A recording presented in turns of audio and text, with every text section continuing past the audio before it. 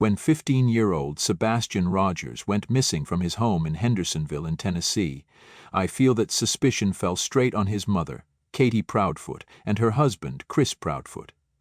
Katie admitted to being the last person to see her son. She heard a thud and didn't bother to check in his room because he responded that everything was okay.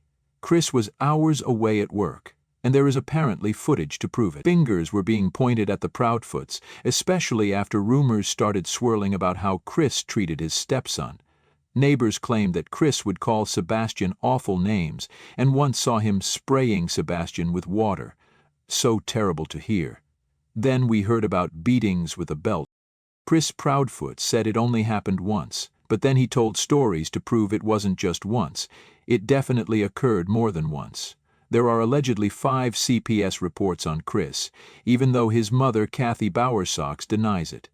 After months of being silent, Chris Proudfoot appeared on panel a few nights ago and said some interesting things. One of those things were that Dog the Bounty Hunter did not attempt to contact him. Chris also expressed an interest in collaborating with Seth Rogers. At night, Private Intelligence has put out a statement saying that Chris Proudfoot went on panel and made a number of false claims. It seems that Dog the Bounty Hunter did reach out to Chris, or at least attempt to. Remember, Court TV offered them a chance to be interviewed on the show too, and then declined.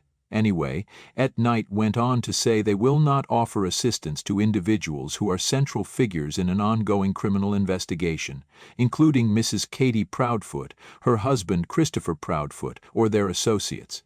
Interesting statement, and don't know what to believe. Seth is also saying that the story Kathy is putting out there about how him and Katie got together is not true. Where is Sebastian Rogers in all this? We need to keep the focus on him and getting answers as to what really happened to him.